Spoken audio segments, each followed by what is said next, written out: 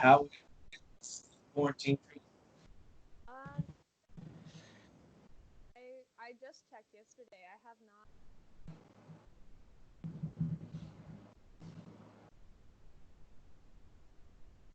Quite Hang on a second. I can't hear you at all.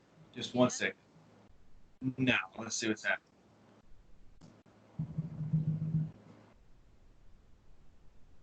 Okay, let's go again. Cool. Is good now? Uh, right now, yeah. Awesome. Okay. Well, quarantine for me. I've been here. I checked yesterday. Just like at my house. Haven't left anywhere. Gone anywhere in like 32 days. So it's been an event. I've just been doing stuff. Yeah, once we got off the first time, I got sick with pneumonia. So I was essential, but they have let me stay home and I can work from home that way. So I have income coming that way, but I haven't got out of pajamas in two, maybe a week and a half, 2 weeks. Yeah. I And I'm mean, to the I like to get dressed just so it's like another thing to do. Like it's more time taken up with my day. Mhm. Like I don't know what to do today. I've just been so bored lately. Like I haven't even been able to do it. Like just sitting at home. I even drug myself to Walmart to get a puzzle. You know how bored I have to be to get a puzzle, I and they were know. all sold out. I know everything is just like gone right now. I was contemplating getting a puzzle and then I thought realistically, okay, am I getting this just so I can be like, yeah, I got a puzzle quarantine, or am I gonna get this and actually complete it? And then I was thinking, if I do get a puzzle, then it's like once it's complete. Yeah, according to whatever Dr. Fauci says, that it's going to be a constant. It's going to be a downfall, and then it's gonna go right back up. So I'm thinking we should stay in quarantine at least until that drop happens, and then still stay within that week or two of quarantine. Because if not, you're just going to go right back to where we were. Yeah, I've been hearing that there's going to be a second wave of stuff, and it feels like right now, that stuff is really like calmed down, and it feels like no one, or it feels like people are really listening now. But that's just kind of like from my point of view, I suppose, since I have been home for like 32 days and have been, on self quarantine and making sure I'm following all the rules. But I do still see um, so many people just not listening. And I'm like, okay, I get like things are calming down and it doesn't seem as scary, and maybe like the statistics are still going down and stuff. But in order for it to, be done completely is if everyone just stays home. Like, not like washing your hands and coming out with face masks, but to keep 100%. yourself, everyone else safe.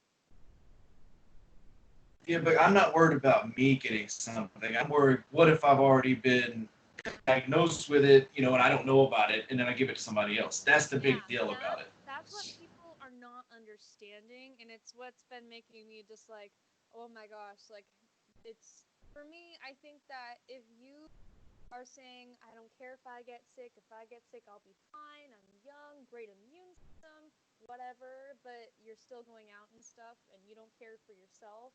I just feel like that's so selfish. Like, you could be fine for sure and you might not Mhm. care, but the older people at the grocery store who are, getting their essential groceries here, and so I don't know. There's so many like younger people, especially, but also like to the same amount of adults who are going out and go to the grocery store and tell the like, I'm just here because there's nothing else to do and I needed an excuse to leave the house. Like, watch Netflix, do a puzzle, paint. Netflix, what have you watched on there? Have you watched the Tiger King dilemma that everyone's No, talking about?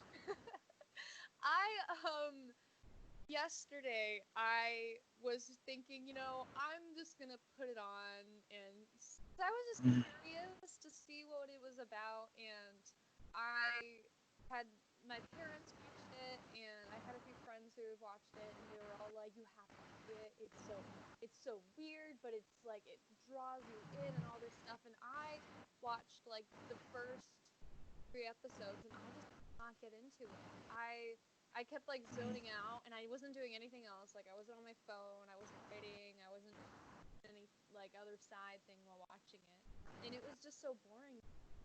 And like that compared to like Don't F with Cats, that documentary was just like so amazing to me. And the Tiger King stuff, See, I'm scared of cats, so I wouldn't really watch the "Don't F with Cats" thing. it's the that documentary, it's honestly not really about cats. It's about this like murderer guy. And it was like Okay. it was so interesting seeing, because it's kind of about, I won't give you any spoilers, but it's kind of about this person who is like putting up videos online of them like killing and torturing them, and this group of people online are like, we need to find this guy and get him in jail or whatever.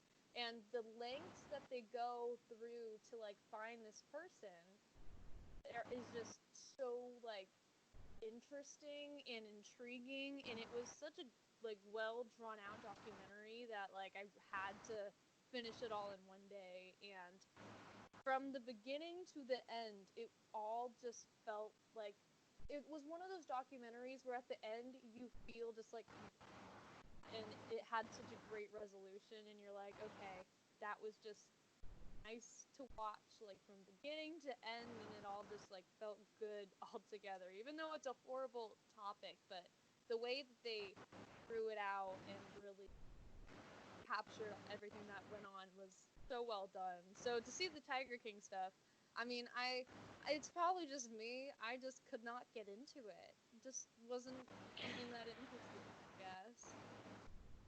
Yeah, I would say I was lost till about second episode, maybe. I was like, it's not gonna be anything, and then around the third episode, kind of where the Carol Baskin incident came in, that's kind of where I got hooked at. So, but my dad doesn't like it. I'm rewatching it with my mom because I was like, you have to watch it. She likes those investigation show, discovery shows, or something like that, and I was like, you gotta watch it. So I'm in the middle of rewatching it, and I've been watching a lot of Disney Plus lately. Just watched the Onward. Have you seen that little uh, I trolls or started, something? yeah, I started Onward 2 days ago, and I was at the point where they're at like the restaurant kind of thing, and I Okay. it was like it was too emotional for me, so I turned it off No, because no, I it get was no. it was so emotional, and I just could not. Yeah, I don't think, I think I turned it off because I didn't want to see what was gonna happen, because everything around it was so emotional for me, and I just love Tom Holland and Chris Pratt, and hearing their voices with all this like dialogue of the story and stuff was like way too much emotionally for me, so I turned that off and put on Lost.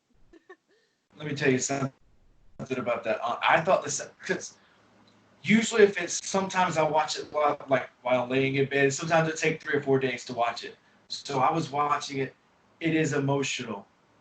I have never teared up. I don't. I've cried in like Toy Story 4 or something like that, but I don't think I've teared up in any other cartoon. But that one, the end was just wow. It was very emotional.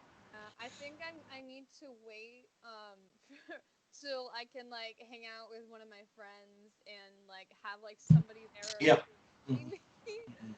Just because like, especially with like, I mean, it is a cartoon and it is like a kids movie, but man, Disney and Pixar, they're out They on. get you. Yeah. And I mean, I cried during Up because like everybody does. And during Toy Story 4, I went and saw that in the movie theater, and it Yeah. was like super great. I was not emotional though, as much as I thought it would be, just because it didn't really Hmm. hold as much.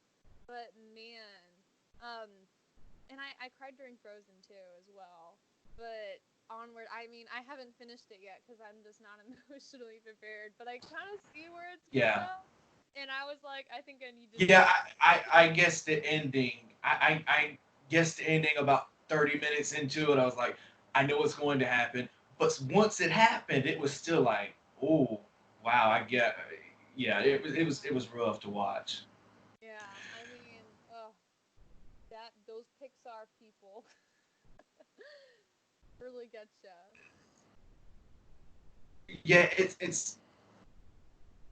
interesting because those animated movies take like 6 years to make. So Yeah, like, there's no telling how young or how old the people were when they were making it, and then 6 years later it comes out. It's one of those things that mind blowing to me about just technology, how long it takes, even though how far we've come in it. yeah. I mean, imagine like 10 years ago what it must have been like. I mean, I have no idea what goes in um to making even just like a live action movie, but the Mm-hmm. thought of it just to me, I mean, thinking about like directing it and like putting all the scenes together and having this like storyboard of is so stressful to me. But I did see the I can't remember what but it was a documentary about like Disney starting and Pixar and um, The Pixar story. yeah, some one of those documentaries, and it was really interesting seeing like how they were planning ahead and how they really decided how they were gonna release stuff. Super interesting. Yeah, absolutely. Well, something happened to my laptop, but I got it back. So yeah, we got you on to talk about more conspiracies and throw in a little music in there. So I guess we'll go ahead and kick off with the conspiracies, and then we'll get into the music a little later. Uh, so tell me, what do you know more about, the Elvis conspiracy or the Paul McCartney? Because we both know we know a lot about aliens. So Yeah. Let's start with the Paul one because right before okay. here, I watched a video on like the Paul is dead theory, and Mm. I just thought it was so funny. Like, because I read that like people think that he had, I wrote down notes on because I wanted to be prepared for this. That he Okay. died on November 9th, 1966, in like a car crash, and that they replaced him with an imposter named Billy Shears. And throughout all of this, the real Paul McCartney thought it was just hilarious, and they went on in the video saying like if you go through like the Sgt. Pepper's album or the White Album, in on the record in between songs, if you play it backwards, they say specific things like Paul is dead, miss him, or Mhm. like I buried Paul, and stuff like that was super interesting. And they went on to the like Abbey Road cover photo and saying like this is why they're dressed Right. this way, this is why he's barefoot in it, and the something about a license plate in the background of it Yeah. was something like that. And I just think like comparing like the Beatles to I like to, not musically, not talent wise, just like the thing of like a boy band. I like to think of like the Beatles and say like if it was One Direction and if they were like Harry Styles is dead and they replaced him with a different British boy, and like kind of like that, and looking at it like in that sense. And I just find it so like bizarre and funny. And it's funny that Paul knows all about it too and just still today thinks it's hilarious. I don't necessarily know if I believe it, but it's one of those that's fun to research. Like, Yeah. I don't know what album it is, but there is one where they're looking down at a staircase, and that is supposedly the picture they took looking into Paul McCartney's grave. That's very interesting to me. And then, like you said, the Abbey Road album, uh, when he was barefoot, that's because he was buried, yada yada yada. But truth is, you could write a song, Abigail, or you could take Space, for example. you take that song, play it backward, and it say I hate my life, and you not necessarily made it for that exact thing to say. You know, it's a big coincidence. Yeah. Yeah, for sure. So, And they said too in the video, that this imposter Arnie would have right. had to write "Hey Jude," and I just like Yeah, it's not. I not really. don't believe it, but I do think it's really funny. Thinking of it in the sense of, I Yep. mean, when they explained it, they said like someone came up with the Paul is dead theory, and then the tons of fans, who were a lot of girls, were just continued to dive deep into it, and I kept thinking Right. like, what if that was One Direction or Swifties saying that like Taylor Swift is dead or Harry Styles is dead, and continued to go on and find little things. And then I started to think, okay, maybe the Beatles thought it was so funny the extent that they put little Right. things in there to just to keep that kind of that like hype going. And the thought of that alone is just super funny to me too.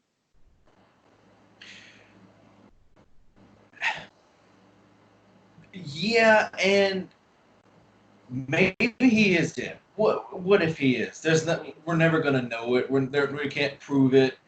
But one thing that's interesting to me is they did that kind of like you said, like where's the One Direction thing happening? They kind of did that recently, 10, 15 years ago with Avril Lavigne, where Yeah. she was supposedly died, and that's her stunt double or something like that. Yeah, I mean, the theory is used too many times that now, I mean, I'm sure the Right. first time, especially back then, like the Paul McCartney is dead theory, it was probably just like a little bit more believable. But now, in this day and age, after hearing like the Avril Lavigne theory and Right. all the other like it's like, okay, we get it. We think that people die and then we replace them because their height of their fame has happened. People want to keep names and stuff like that. But man, just the thought of of that happening, and I wish I could have been a part of that era. And this is gonna kind of lead into the Elvis thing, not really on purpose, but that's kind of how we went. Every time there's a celebrity death, somehow their dead body leaks online. Like it happened to like Chris Farley, Michael Jackson, Prince, all those things happened to. Where is the body of Paul McCartney? Yeah, You know, the dead. Where is it at? Where's the photo? probably on tour right, or not on tour anymore. If you had asked me like 4 months ago, I'd say probably touring somewhere. Right. Yeah. Ugh, But, yeah, that one. yeah, I agree. It's nuts, but it's very fun to think about in a weird, dark way, I Yeah. guess. Along with like all the other theories. I mean, of course, like some of them I'm like, maybe it is true. I don't know. But then a lot of them are like, okay, it is fun to think about and just to question the norm. Think like, oh, maybe it could be, because why not? Right. But then again, we're not going to prove any of this. Even if we do, you're going to have no proof. So, leading into the Elvis thing, like I said, the body, this is where it gets me. If he died, then he died. But he was like, I think they said 270 pounds when he died. But then when you look in the casket, he's like 125. That's the big red flag to me. Like, what are That you is, doing, dude? I never knew that, but that is Yeah, weird. Because he'd have to be like my size. So, like, that's what I'm saying. Like, sure, you may have fluid, but do you really have 150 pounds of fluid? like how much time passed from the Yeah, the co death to the funeral, but I did see that they misspelled his name on, yeah, and that to me is like, for one, why haven't they fixed it? And I think that just draws kind of into the like maybe, I mean, I like the thought of, I don't think he's still living, but I don't think he died when they say Yeah, he did. And I mean that thought, I think it's definitely interesting. But the thought of like his name, like somebody so well loved and well known name is spelled Tombstone. And some people I did read that think that is because it would have been taboo to write it correctly because he is. So I mean, I don't know really what to say about it, but I did look into another thing saying they had like a handwriting, um, like like a professional handwriter, like looker person, and they examined like his death certificate signing and other like the letter that he wrote to President Nixon, I believe, and they like compared it and examined it and analyzed it and did all their professional comparison stuff, and they were like the same person who wrote this letter signed his death certificate, and so they think that he also signed his own death certificate, which is kind of weird out. But I mean, if this person who examined papers is like, yeah, it's the same handwriting based on like the angle that they held the pen and how they did the letters like this or whatever, I think that's really interesting. And it got me thinking, what if Elvis kind of like backtracking had planned to fake his death and had somebody do all of his handwriting, and so that people kind of would think that he was still alive after, or maybe just so he could get away with writing other documents or something. And so maybe he had like planned previously to fake his death, and so he had somebody always down for him. I mean, that would have been going through I, like I agree to a certain extent because I've read so many books about how the hopes of Elvis, you know, and I think it could be because we're in denial because he's one of my favorites of all time. And could we be in denial that he's dead? Sure, but what would it hurt me because I have his music to relive anyways. yeah. But I do think if it's possible, he didn't die in August of '77 because he had this. He was a big numbers guy, and he was this. I can't remember the name of the religion, but it was a certain religion, and he had this book of numbers, and he had to be like 22, 44, 38, and if that didn't line up correctly, he would switch it to where it made it perfect. It, yeah, it's a bunch of mumbo jumbo probably was coming out of my mouth, but it's weird. Yeah. Yeah. I mean, I think I don't think it's weird to question, especially with somebody who is just so talented and so to think like, oh, he's not. And I mean, the only thing that I do find like fishy about it is, for one, the spelling of the tombstone being wrong and no one correcting it yet. But I feel like, it would take a lot to fix that, but like it's Elvis, so like what's stopping you? And the handwriting. There's something about like a professional person being like, yeah, this handwriting is the same person for sure in their professional opinion. And it just being like, okay, so he wrote this letter and signed his death certificate, but he would have had to sign his death certificate after he died. So like, how does that work? And so those are the two things that, just from what I know, that I'm like, that is quite quite fishy. So he could still be fine right now, for all I know. He could be like in a pina colada on an island somewhere, having a blast, and hopefully that would just, I mean, that sounds like fun. Yeah, and one more thing on this Elvis thing that really gets me is in Graceland. which is Elvis says, "Oh, you're not allowed to go upstairs," and they don't give you an explanation. They say you can't go upstairs. I've come to the assumption that what if Elvis is still living upstairs in his room? Quite possible.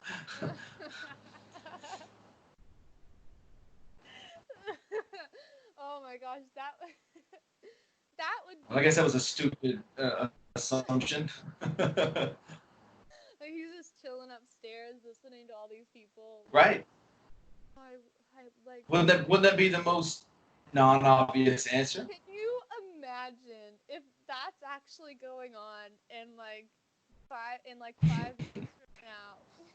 He's like, "Hey guys, I'm still alive," and Netflix does a documentary In my on room. it, or like Netflix has been in on it since the for years and years, and they've been recording like all this stuff. That would be, oh man. I mean, I guess And I would be right, and I would be declaring my championship. I oh, that would just be like such a fulfilling like ending to such a funny theory. You know, like just like that cat documentary I was talking about. It'd just be like a nice resolution. We could be like, okay, so this was how it was, and this is how it is now, and wow, that exceeded my Now, going to what we know a lot about, which is the aliens conspiracy, whatever you want to call it. I was rewatching Scary Movie 3. I don't know if you've seen it, but they depict I've aliens as these blue guys. I've seen the first one. Okay. I don't remember a lot of it. I remember it being like it's supposed to be like really bad, like making fun You of mean dirty? yeah. Yeah, it's a parody. It's Yeah, it's a oh yeah parody. like that yeah. That's no. But no, but anyways, it's a stupid parody comedy movie, and they portrayed aliens as these blue guys. But I was looking at something today and said, and I'm just going off of what I read. I don't know if I understand it, but apparently they can't be any color except for white if they are color because something with the gases and the stuff coming off the planets if they're coming from space. It may have been a bunch of hogwash, but that's just what I read this morning. That's interesting. Yeah, I mean, have never really thought about. I mean, because I'm such a big Marvel fan, and seeing how they've portrayed um, other forms of life in the universe, I'm just like on board with that. But I've never thought about like, because I mean, it probably would turn any person like a different color. I mean, you could. I mean, I feel like the first one would be blue because it's oxygen, and usually when humans don't have any air, they're like Right. blue or whatever. But I mean, I like the idea that aliens kind of like resemble human beings, but have like the different qualities, like how the Marvel Studios portrays them. I think I just love Marvel so much that I'm just like, okay, show me whatever alien form you want, and I'm on board with that. So that's interesting that people are going through the lengths of what it would be to like be on a different planet and the surroundings of all of that kind of stuff. I don't know the right words for it, but I think you know what I'm talking about. Like you, I have a love for Marvel and superheroes in general, and they do portray aliens in a weird, but very interesting way, especially with the Captain Marvel. Uh, I don't know what they were called, but the way they portray it as they take human-like forms, that's kind of how I picture what an alien would be like. Yeah, I mean, I can't believe I'm stumbling upon the name of those aliens with the green guys. Well, I'll look it up real quick while we talk. Yeah, yeah.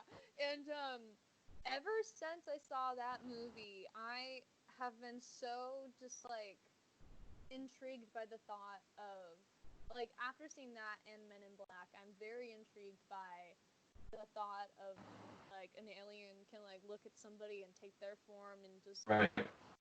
like that, or like how they portrayed it in Men in Black, where they like have this whole kind of government situation with their like Earth citizenship, and they're like creating different humans for them to live as, and it's not really any sort of like war kind of thing going on. It's just like we just want to be a human, I guess. Kind of weird. And the answer you're looking for is scroll. Yes. Scroll. Yeah. What's your favorite Marvel movie, Marvel character, etc.? Um, I don't think we talked about this last time. we went through my favorite Marvel characters on the first Okay. where I responded with each character. But my favorite Marvel movie, probably Captain America: Civil War, or that Endgame, or Spider-Man: Far From Home.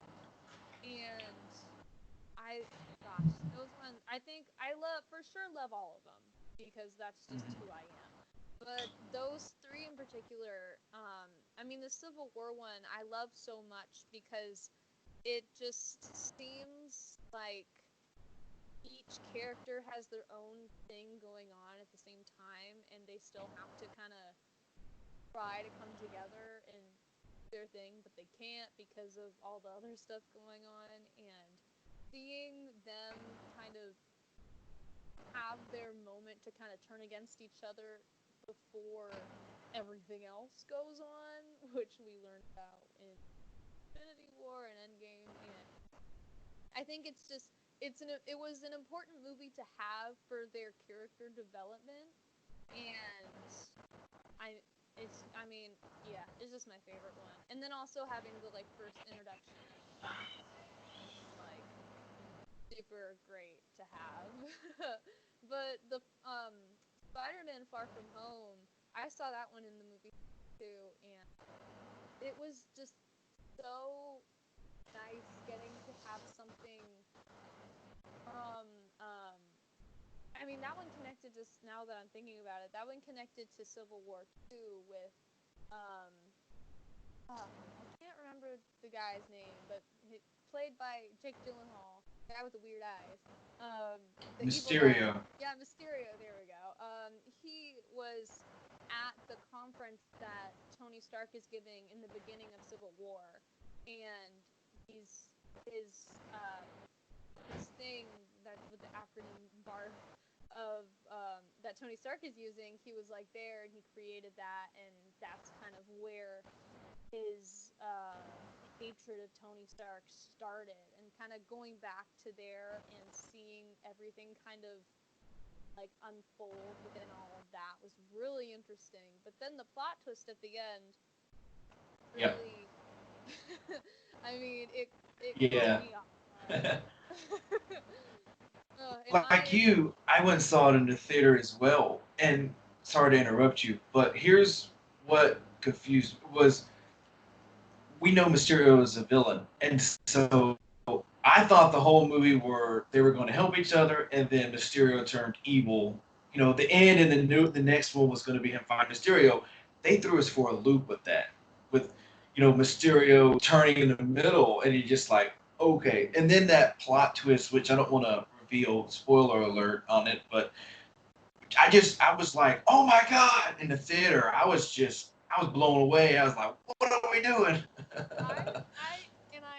I apologized at the theater, but I did like actually scream at that part because I was just like, Yeah.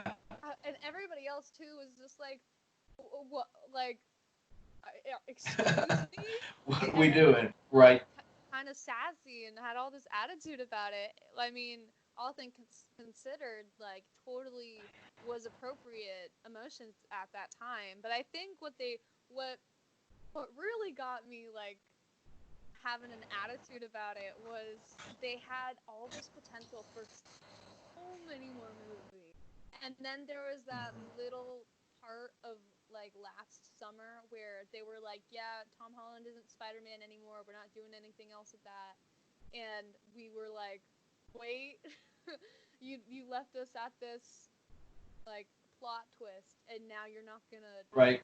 continue onward with like on with that, like what? And then thank goodness Tom Holland saved the day with that within like a phone call or something.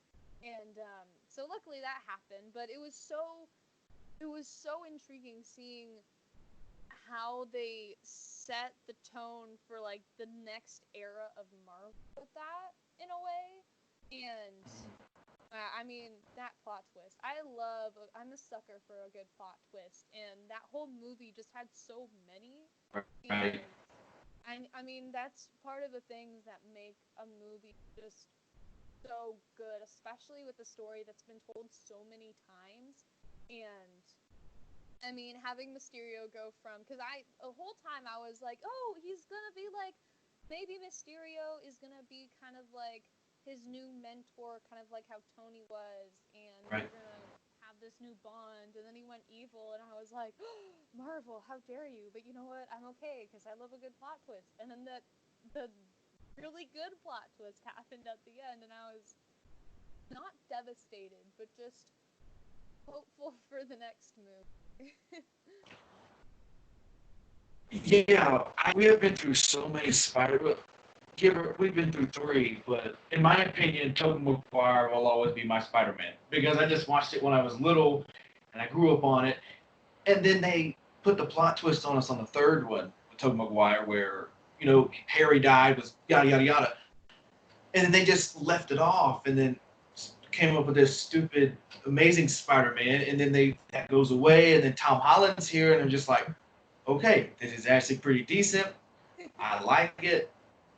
And then they announced that they're not going through with it anymore. At that point, I was done with Sony and I was done with Spider-Man. I know. I had so many just like emotions about it, and I was in denial for so long. And then it was like, yeah, they're really not gonna continue with Tom Holland, and I was just like in denial. I was like, okay, it's not actually happening. It's probably just a joke, and yada yada. And then it really looked like it wasn't gonna continue on, and I was just heartbroken. And then I saw on probably Twitter or something that Tom Holland saved the day, and Oh, I didn't he's know that. yeah, I believe it's fine now. If not, that's me just still being in denial about it. But No, no, I no. think It he's is okay now. fine now, but I didn't know Tom Holland had anything to do with And I saving saw it. on one of the like late night talk shows. I don't watch any of them live, Okay. but I watch YouTube of them. And he was telling somebody, maybe it was Jimmy Fallon, maybe it was James guys, and he was like, um, there was something happened, and he got really emotional about it, and he was like crying to one of the people who were like in charge of it, and Okay. just saying like this Spider-Man means so much to him and so many people, and it's just gonna be devastating to so many people involved. And I think the conflict of it was like Sony and Disney were like butting heads, and they had to break apart, which means that I think either Sony wouldn't be able to have something to do with Spider-Man or Disney wouldn't, and so Tom Holland Spider-Man just couldn't be anymore if Sony and Disney couldn't come to it, which they couldn't until Tom Holland had like done his phone call to the head person and saved the day. And so, I mean, what a real life Spider-Man, just being that hero and reminding the people in charge that he is important. Sony owns Spider-Man, Fantastic Four, and a couple of others. So, and that is since Marvel wouldn't be able to use Spider-Man anymore. Which I think Marvel and the MCU, Marvel Cinematic Universe, and putting him with the Avengers is the best thing for Spider-Man that he's done. I agree. So with if that was to go away, I was hearing that they were going to go with their own project and just scrap what all Marvel did and just go with a third movie based off of something totally different when they left us with a cliffhanger in the second one. So I was gonna protest. I was like, in my head, I was like in denial, but I think I told one of my friends, I was like, if this is like actually gonna go, I will make a sign and go go in front of whatever building I need to and protest it because it just I I mean for me with all the other Spider-Mans like I always loved the idea of Spider-Man but could not get on board with the other actors who played them in like those storylines, but once the Tom Holland's um, portrayal of Spider-Man came out, I was immediately just like, I mean, and for one, I mean, Spider-Man is supposed to be this very young kid, like a kid, who is yeah, just trying to be that friendly neighborhood Spider-Man, and I just don't think I really saw that with the other ones.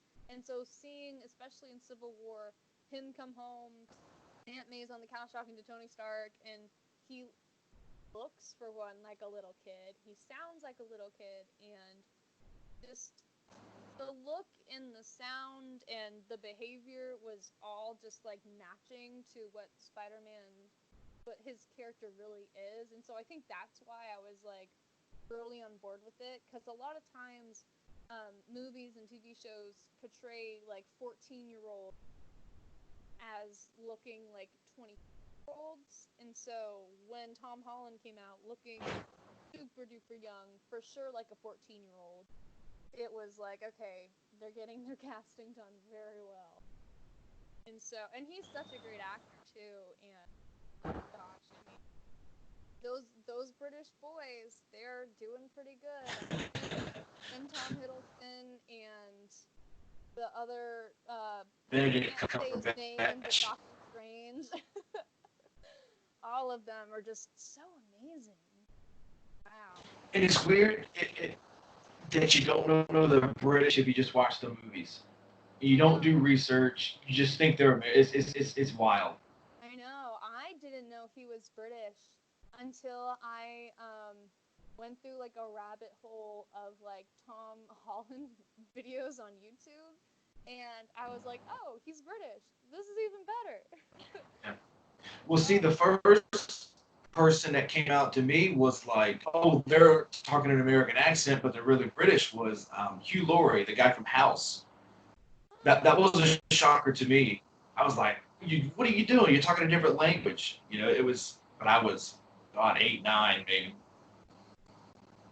yeah. I mean, I I did not know that for the not for the longest time, but like when I was younger, I didn't know that people like would do different accents to portray a different character until I saw a movie where Emma Watson was like being an American, and I was like, wait, but she's British. Why is she not? Where did her British accent go? And they're like, well, it's for the movie, and I was like, well, that's dumb. She sounds so great. but but I, it's I so was listening to Chris. I was listening to Chris Hardwick's podcast, and he had Tom Holland on there, and Tom Holland was saying that the reason British guys can do American accent way better than we can do British is because all they watch over there is American television, and we don't. I can't name one British show that I watch. um I mean Harry Potter. I've never like seen them. you've never seen Harry Potter? Oh, Nope.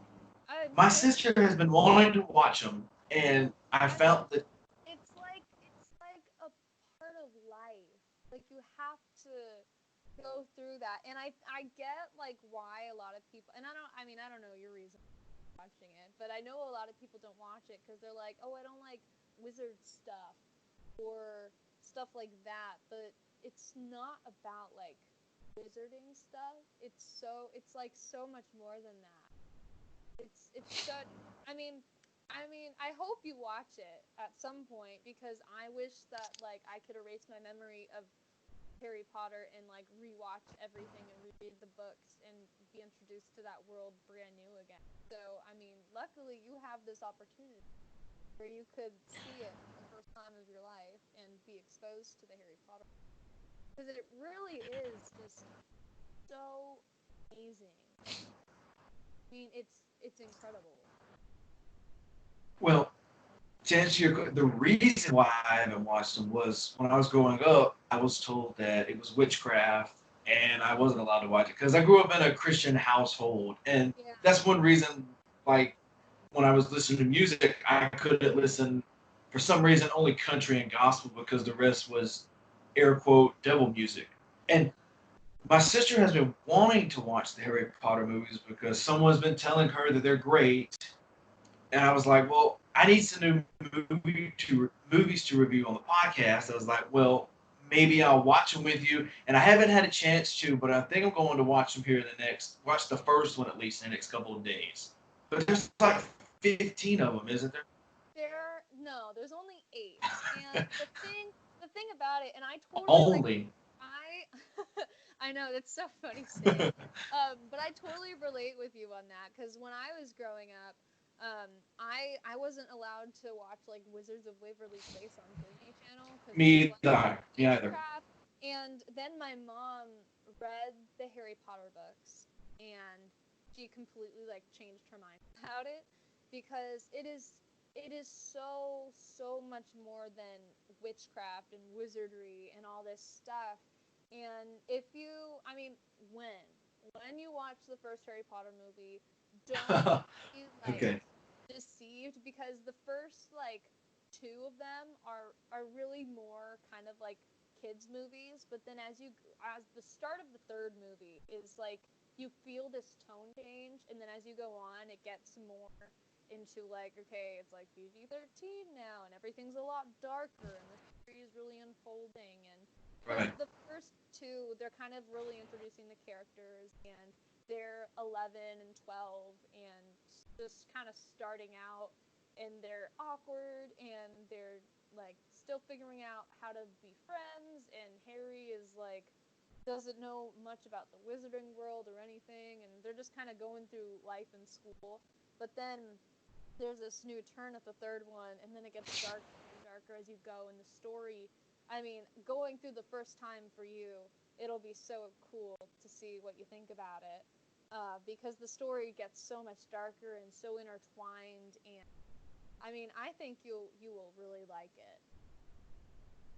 It is such a good Now, is it like Star Wars? Because I watched Star Wars not knowing that I would like it, and then wound up loving it. So I think I it's hope kind of like that. Do I have to watch them in certain orders, or yes, just you go have to. straight one through You eight? gotta go one through eight Okay, because okay, it okay. tells the story. Thank goodness. But but if you, I mean, reading a book is a lot harder to do because it takes up a lot more time. But um, but if you ever do in your life get a chance to read the books, I highly suggest reading the books too, because there's so much more that doesn't really get across in the movies. But man, the movies did as well of a job as they could to get the whole story across. And there was this one idea that I tell my mom. I come up with like spin-off versions of TV shows, of movies or different TV shows all the time, and I tell my mom, and she's like, "Tell Twitter and tweet them," and I'm like, but I had an idea That for like doesn't work. yeah. And It doesn't I work. had I had this like very cool idea where in the like Harry Potter story, there's this group called the Marauders, and it's like Harry Potter's dad and his friends when they were going to Hogwarts school and they were kids. And I was like, Hulu or Netflix or somebody should make a story of like Harry Potter's dad and his friends going through Hogwarts and make that a series. That would be so cool to watch. But you for sure have got to see all of the movies. You can't just like watch the Sorcerer's Stone and be like, no, this isn't really for me. You have to see the whole thing and then decide if you're a super fan of it. I will watch it. I will watch the first one in the Cool. next couple of days, and I will let you know what I think. Oh, please do. Oh, such a good movie. I have them right here. Only because I only watch it because I watched Star Wars going into it. You know, I was going to hate it and wound up loving it. So that's the only reason why I would. And they just seem boring to me. I mean, I know how the last one ends because I have a cousin that is a fan of it and told me, which I didn't really care. But I know how the last one is. Isn't doesn't the main guy die or something Um, like that? Or Harry? am I wrong? Yeah, right. Um, Is that right? yes and no. Okay. Kind of like Frozen 2, how you thought that Elsa died and then turned out she didn't. Yeah, yeah, more like Okay. that. But I mean, Okay. I see. It's funny with me. I tried to get into Star Wars, and I just wasn't really, um, I wasn't really as interested in it as Harry Potter because it didn't. I like things that I'm like in the back of my mind. I'm like, this could potentially be real, and Star Wars to me just was not one of those things compared to Harry Potter, where it's like a completely secret, like part of the world and no one knows about it, but like, your best friend could be a wizard and you don't know, and that's where they're going off to their weird boarding school in Scotland. You know, it could be real, but we don't really know, and I like that kind of thing. But I feel like you really would like the Harry Potter storyline if you give it a chance and watch for sure more than just the first two. Because I mean, one of my favorite characters isn't even introduced until the third movie. So you gotta for You're, sure ask, you're, give it you're a asking me to dedicate a lot of time. I could probably read the books quicker than 3.5 hours. be done in 2 days to watch All all. move that's back to back. Yeah, you got. I mean, to go through all 8 of them, it takes like 2 days in between like getting a good 8 hours of sleep a night and like for sure snack breaks and like discussion breaks on what just happened in the movie, which I always like to leave time for myself personally because I talk a lot always through movies, and so I always have to pause it with the person I'm watching with and discuss Me it with too. them. Me too. So yeah, I mean, I would highly, if you're gonna watch them, I would highly recommend you watching them like in a 2 day period or even like a 3 day period, just because the story Okay. just kind of continues on. And when you watch them just like all the way through in a marathon type situation, it really lets you remember the things that you kind of just saw since you're not familiar with it, which is so cool because I mean, I don't know anybody else who has not seen them except for my dad, but I've told him everything, so he doesn't really ask. Didn't really care. Yeah, I I I I will dedicate 76 hours that's to perfect. long. I'll give 3.5 days to watch all 8 films. I guess. I think that's what I'm going to do. Yeah, you got. I mean, But I gotta pay for them, don't I? Don't I gotta pay like $5 a piece? Because I don't think they're on any kind of streaming service. I don't. I don't know if they're on any streaming service. I mean, I have like the DVD collection literally like right here, uh, on my desk, um, because I watch them so often. But I would not be surprised if like ABC is doing like a movie marathon because whenever anything Okay. happens, they're like for Christmas time, it's like there's a Harry Potter marathon going on. For Easter, Harry Potter Okay. marathon going on. 4th of July, Harry Potter like any literally any event. Like they could be like, oh, like quarantine, there's a Harry Potter marathon going on. Always a Harry Potter marathon because people just love to watch them all the way through every single day, all day long. I can watch the first two no problem. For some weird reason, I have them on Blu-ray. I don't know why. I don't know who bought them, but these will be the other six. So I'm gonna get around to watch them. I'm gonna give 3 or 4 days, and I'm gonna watch all 8. Um, I'm gonna do a whole freaking podcast just on talking about Harry Potter with 8 films. Can't Oh, do one on gotta. like 3 minutes. But you have new music coming out. I believe I saw on your Instagram. Is that right? Yeah. Yeah. Okay. What? Because I didn't realize, as of right now, we're talking. Your first episode hasn't come out yet, but it, as we're talking, but once it goes up, it will be up. I didn't realize how good of a jam Space was until I put it in for the podcast. So hopefully you got more like that coming because I'm usually a ballad, slow person, just Yeah. always have been. So that kind of has like a Hawaiian feel, I guess you could say, kind of like a Yeah. The Elvis ukulele. Hawaiian vibe.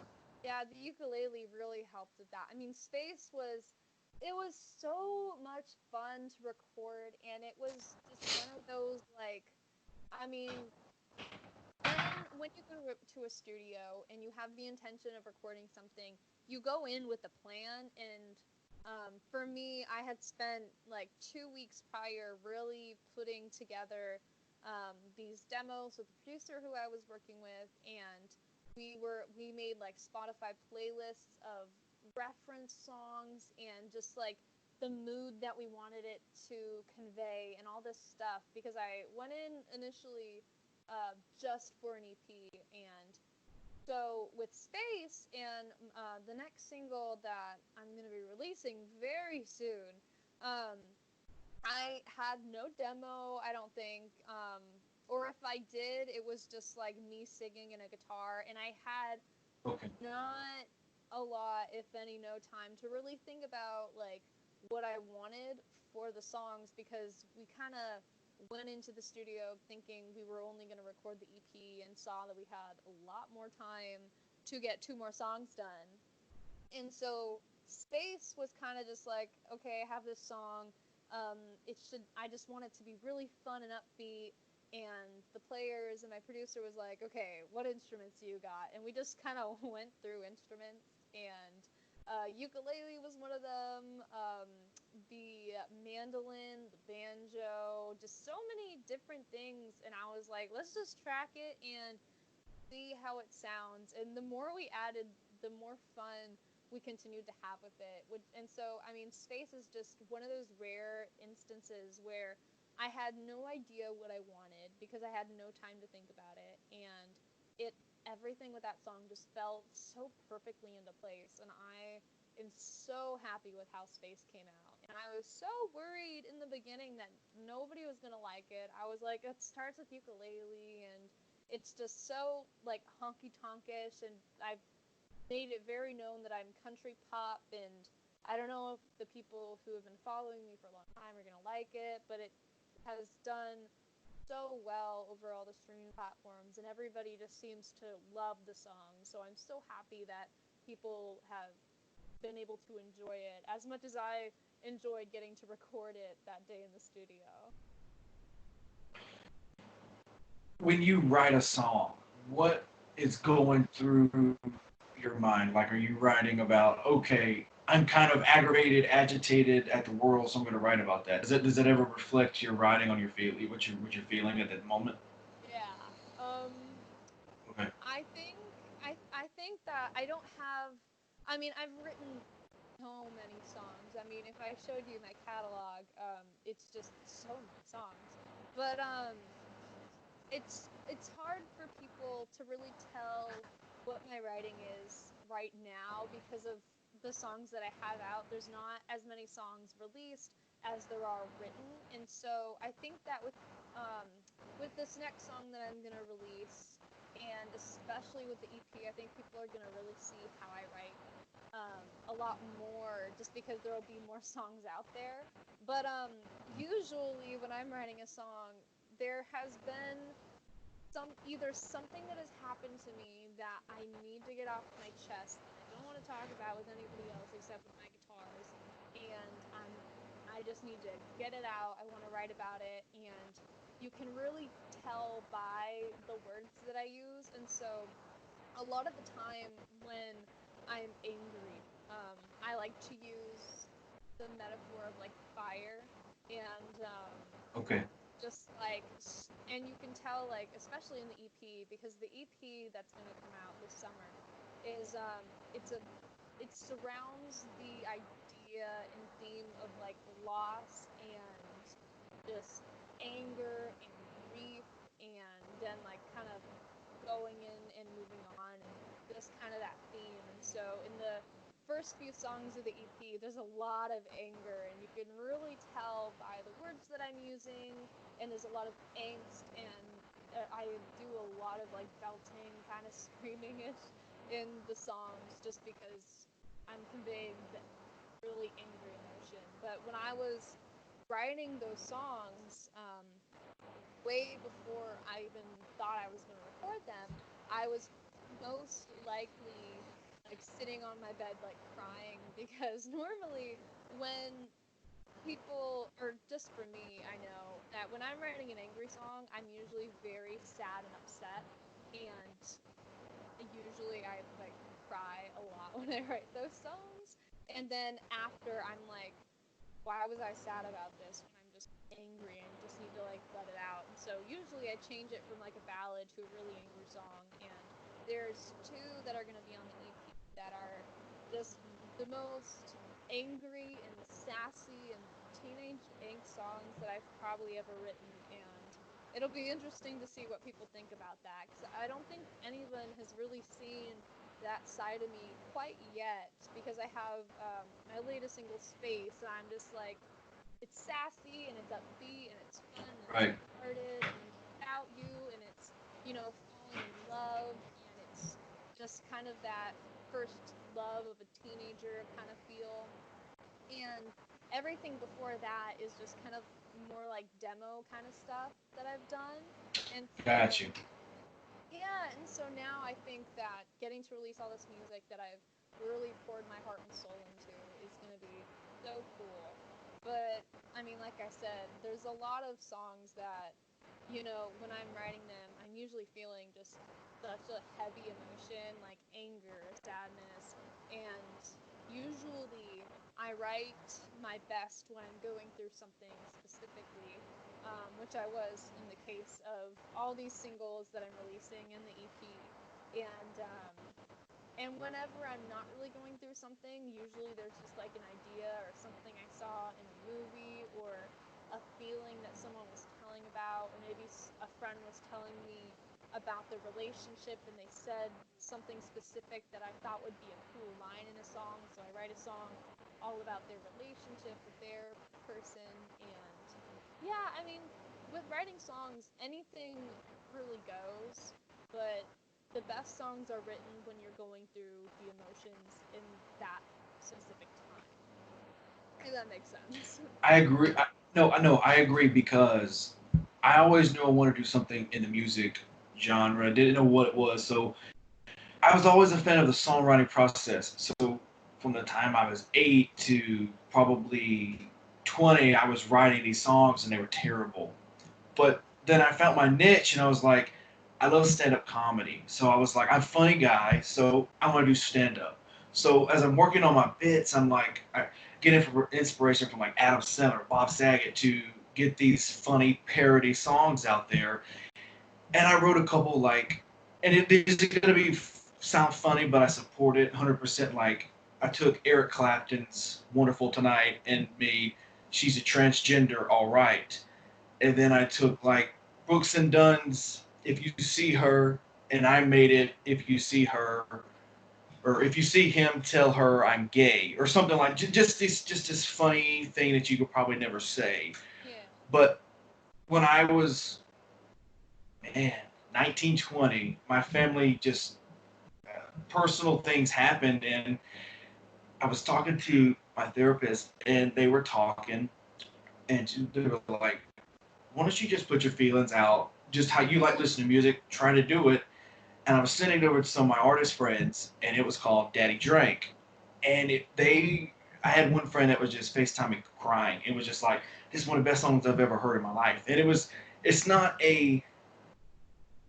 oh, look, I can write this and that. It's just really when you do get in that mindset of, this is what I want to do right now, it can come out and be a great song. Yeah. And one of the things one of the things that, and you said something that reminded me of one of the things that I do in like my songwriting process is I like to um, put my voice memos on, and if I'm going through a situation that I'm like, because sometimes some situations that I've gone through were just like a little bit too heavy for me to really process at the certain moment, and I wouldn't want to write a song about it yet, and so I would put my voice memos on my phone and just kind of talk about what's going on, and just say like this happened and this is how I feel about it and this is how I hope I feel about it in a few weeks after I move on from whatever happens, or if I move on from whatever happens. And then once I'm ready to really express myself musically with it, I like to go back and listen to that and listen to the way that my voice was speaking and use certain words that I had used when I was talking about whatever had happened, and then I'll take parts of that and I'll put it in a song, or I'll write like a diary entry and take parts of that and put it in a song. But most of the time, I usually am just going through something, and I'll just kind of, I like to say like I just vomit out songs sometimes, where I just am writing and I just hear it Right. and I write it and then it's done and I'm like, yippee, there's another song. Um, but I mean, for sure, you totally, after hearing what you said, best songs are written when you're going through something. Whether it's good or bad, it's just Right. that's when the most real and emotional, just like the best songs for sure. I'm curious because I was talking to a friend. Never on. It wasn't on the podcast, but I was talking about how I had this outgoing with an artist, and he or she is a kind of a big name artist, and I had this. I was friends from the beginning when they first started, and then fame got to their head, and it was just body car accident kind of. So, what would you do if someone you were, let's say you have a friend, they want to be a musician, and they jump higher than you before you can? Obviously, there's going to be some jealousy there, but how would you take that? Like, because I want to know, how are you going to take someone getting close to you and just using you as a trampoline or as a stepping stone to jump up? I want to know how you would take that, because that shows how mind strength you are. Yeah, I mean, for me, it's so interesting, and this has always been a quality of mine that I've like secretly admired, I suppose. I don't get jealous, and whether it's Okay. like in a relationship or it's um like music competition, whatever you want to call it, I just don't get jealous. I get so excited for people when, especially my friends, when I see them succeeding, and it's so awesome getting to see the people who I love and who I've been inspired by succeed, whether they've been doing it for longer than me, whether they've been doing it for uh, like a year compared to me, where I've been doing it for almost 6 years now. I'm always just so excited because one when one of the smaller people succeed, all the smaller people succeed in my eyes, and it's exciting. And I feel like if it was me, um, I would want to have people to talk to about it and to be excited with. And I know for me, I don't get jealous. I would want to just lift those people up more, because I always try to think, okay, if this was happening to me, what would I want other people's reactions who are close to me to be? And I'd want somebody to be excited with me, like besides my mom. And Yeah. having that kind of support is something that I would want to have. And I think that, especially when, like, in a situation like what you're saying, when, like, say I have a friend who's been going at this for about a year and they get a record deal, and I've been doing this for like almost 6 years and I'm still just putting out some songs and an EP. I'm still independent, going pretty smooth, but the person who I'm close with who's been doing this for a year gets a record deal, yada yada, whatever. I would be so excited to see where they were going to go. And I don't think that a lot of people, or at least I don't know if a lot of people think that same way, um, which is interesting. But I know that if it was me on the other side, I would want people to be excited with and people to talk to about it with. And so I always just try to think, if that was to happen, I want to be there for my friends who I love so dearly. And there's only, I mean, it's so weird in the music industry because there's people who you work with and there's people who you're acquaintance with and people who you've known for years, but if there was an accident, you would never really mention it to them. And so I like to think um, that my true friends are the people who, for one, have never really used me anything, because that has happened a couple of times where people have tried to use me so I would like share something and they could possibly get more like YouTube views or something. And I am like so much more aware of that now, luckily. And so I like to think that my true friends are like the people who I would call and let them know if I was in an accident, or if I had like a family member pass away, I'd let them know how I was doing. And then there's the people who check up on me, see how I'm doing during self quarantine. And just, I think that there's this line that you have to put with yourself between like jealousy and knowing who your friends are and knowing how to support them in their time, and knowing that they will support you when it's your time as well. If that makes kind of sense. No, that makes sense. I kind of thought how I worded my question came out a little strange, but I think you got the point across. But I want to hit on something you said. What if that person, I've been working for 6 or 7 years and I don't even really, I have one song out or I have this out, but that person, steps above you and gets 1 year, has a, six number one singles, and right before you do, who is gonna, let me see how I'm gonna word this. You would be more grateful, I think, or the person that has been grinding it out would be more grateful than the person that would have it just started and got something, because you know the downfall of it. Of, oh, well, if I go poor or if this goes badly, I know how to go back to living EP to EP. You know, if Yeah, that makes sense. absolutely. Yeah. And I think that, there are so many people who have been um, doing music independently for so long, and they've just kind of get in this routine. Okay, I'm going to release a few singles and then an EP, a few singles, EP. I'm going to reach out to record labels and publishers and all these people. And if it works out, if it works out, if it doesn't, it doesn't. And then there's somebody who hasn't even released anything ever, and they're just starting to write songs, and they're just kind of interested in music, and they like to sing, and they get a record deal.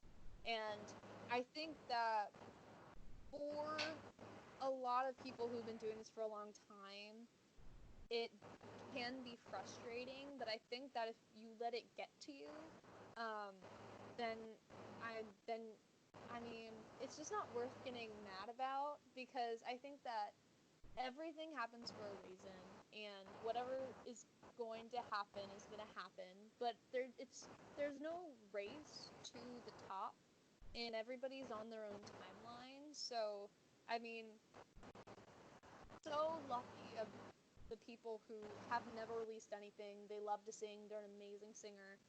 They're starting to get into writing songs, and they get a record deal, and all this amazing stuff is happening to them. That must be just so exciting. But I think that having the journey and going along for so long and really finding out who you are as an artist, how you like to write, the people who you love to work with, and really knowing who your real friends are during that time is really important. And I mean, like I said, everybody's on their own timeline, so comparing and competing is just such a waste of time to me, because it doesn't matter. There's no race. Whatever is going to happen is going to happen, and you have to be patient with it. And that really goes for Well, anything. right, right. I don't know how long you got, but I just got a few more questions for you if you can stick around. Yeah. So,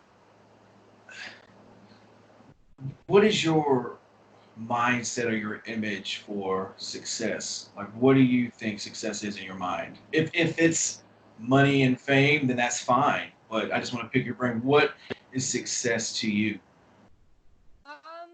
I think, I've thought about that for a really long time because a lot of people have asked me that, and I never really know what to say because I'm always like, well, I want to reach my goals and do all this stuff.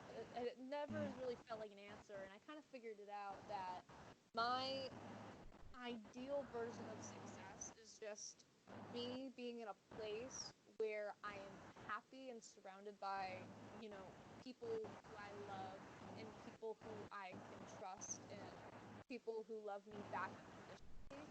And so I think just my version of success is just happiness because I could be, at the Taylor Swift level where I live in a mansion and I have and just all the money in the world and yada yada, but like But do you want to be that famous though? That's too famous. I mean, I don't think there is such I thing. want to be. I want to be regionally known in moderate areas, or moderately known in regional areas. I just want to be known just a little bit. I don't want to be.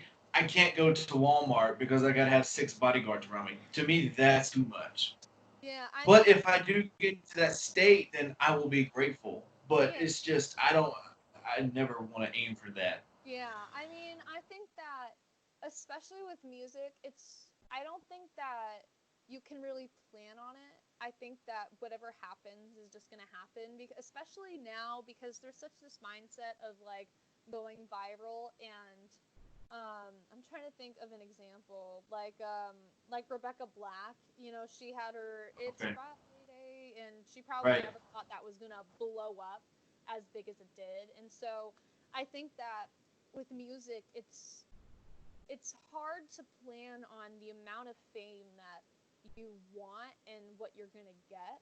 And because I could be as well known as I am right now the rest of my life, or I could have a song just happen to hit number 1 on the global charts and I get to Taylor Swift fame, and that would be pretty cool too. And I think for me, I mean, for fame, you can't plan it, and there's no way to set the goals because, like, for a normal traditional job, I should say, you can like get to one level and you can try to get a promotion and get higher in the company, but there isn't really that for the music industry. It's just kind of, you know, if the people like you will know. And if you're at that much level of fame, it's either people love you and also hate you. And, at the end of the day, what really matters is are you happy? And I think that's why I've really started to say, okay, my version of success is am I happy?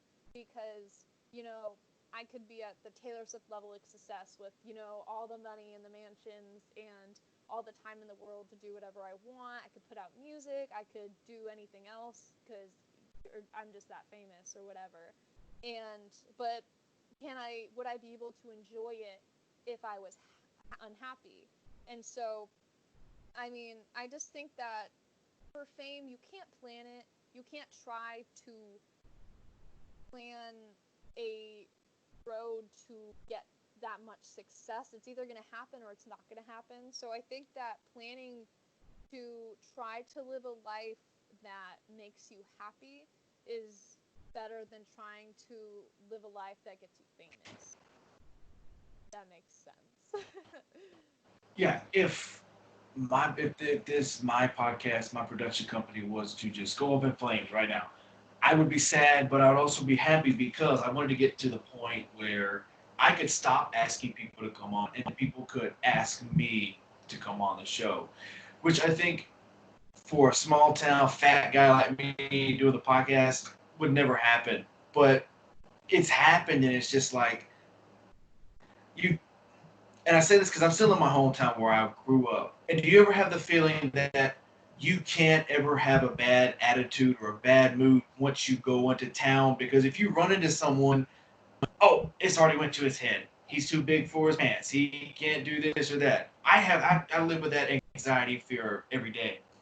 uh, yeah, I have sure that like um or I'm not afraid of like I feel like people always ask me like do you think like if you get super famous it'll go to your head, and I just don't think that that would happen for me because I've grown up with such a weird like not dynamic but like after doing the ballet I was so like disciplined and critiqued in such a way that I have people around me who I, for one, absolutely love and adore, for two, who I know absolutely love and adore me, and I make sure that they, you know, not like be mean to me, but but um don't like paint rainbows and hearts around my entire life. Like my mom, when I am like I know my friends will go shopping with their moms. Their moms will say they look cute in any outfit, and whenever I'm going out and mom, only for stage clothes ever, because that's all I buy. She'll be super harsh, and people like around are like, "What is this mom who like hates her daughter like saying? Like what?" And I'm like, "No, like I would rather somebody tell me that I look bad in something or that I sound bad saying something or singing something than have like a false reality of love and truth, I suppose." And so I've like I like that mindset.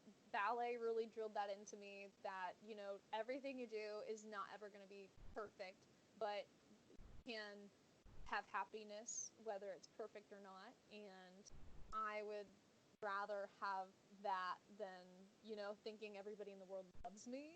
Because I know for sure that, like, no matter what amount of fame you have, whether you're not trying to be famous, whether you are trying to be famous, whether you work at Subway or you're like the co-owner of Amazon, there's going to be people who love you and people who hate you, and there's nothing you can do about it. And so you might as well accept the people who love you and like just brush off the people who hate you, because it's not worth any energy.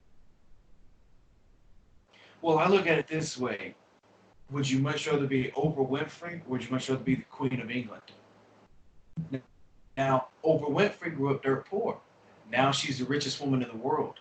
She can easily lose all the money and know how to go back dirt poor, know how to survive.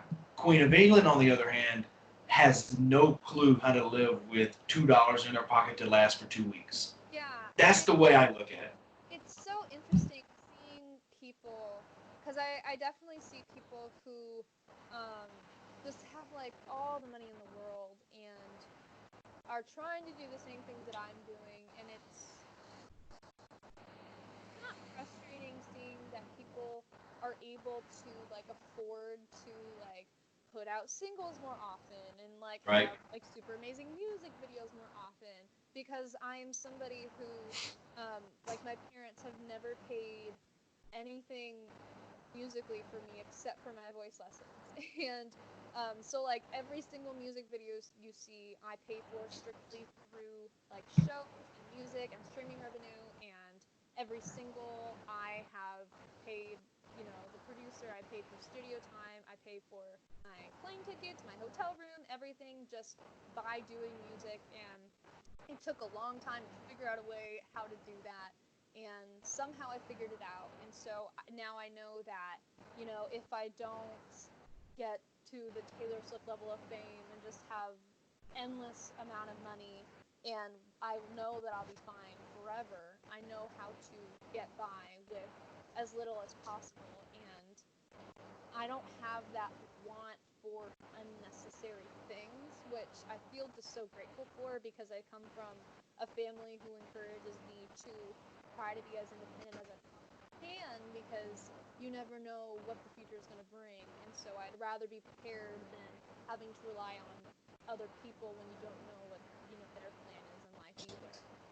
So seeing other people just kind of like not like be ungrateful for what they have, but just kind of be unaware of what amount of luck they have to be in the positions they are can sometimes be kind of frustrating. But then I think to myself, let that go, because it doesn't matter. Just focus on yourself and all that stuff. couple more questions for you. I'm gonna tell a short story because it's gonna lead to another question. So I got my shirts made for the podcast, yada yada yada. And I was sending some off to a couple of listeners and a couple of friends, and I was at the post office, and they have a 6 foot. You can't come within 6 feet of the other person.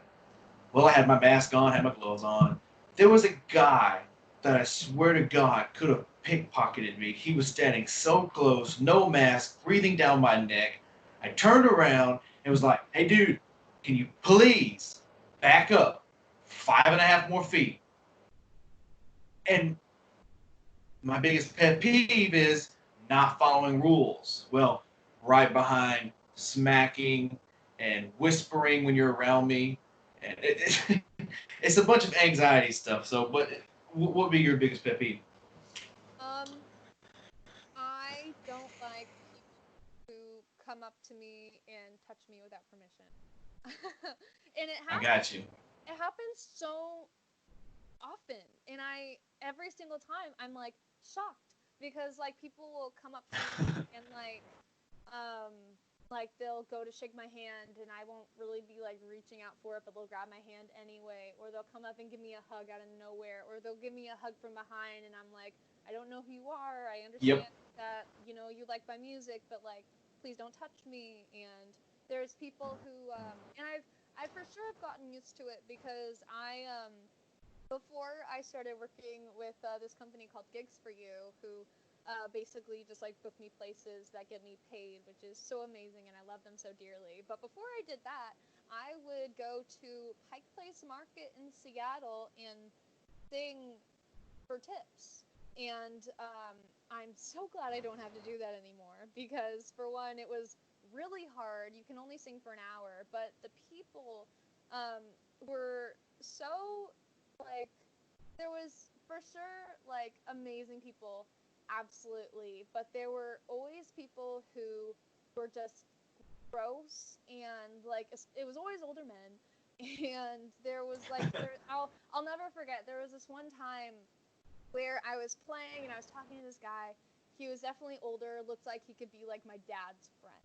And so normally when I see like an older guy, probably in his 40s, I'm a little bit more not comfortable, but just like I'm a little bit more okay with it because of my dad. Like I trust him, so I'm like, okay, if it was like one of his friends, it'd be fine. Right. So he comes up to me and I'm holding my guitar, so like I'm kind of just like this because that's kind of how you hold a guitar. And he comes up and he touches my elbow, and he's like, um, oh gosh, what did he say? He was like, "So what's your name?" And he like touched my elbow, and I immediately Mm. called security because I was like, "This is like, don't touch me. Like, don't even get near me. Like, this isn't appropriate." Especially because I was like 14 at the time. And so Okay. I've had so many instances where people think that, and it's not only men, it's also like women and just anybody in the world who like just think it's okay to like give me a hug or a handshake or whatever. Because, and I think like, I'm not saying like it's also my fault because it's definitely not, but I Mm. think that people think that when you're so open online, you will also be very open in real life. And so when people come up to me wanting a hug, I am always like going to hug them back because I feel like it's rude Right. not to.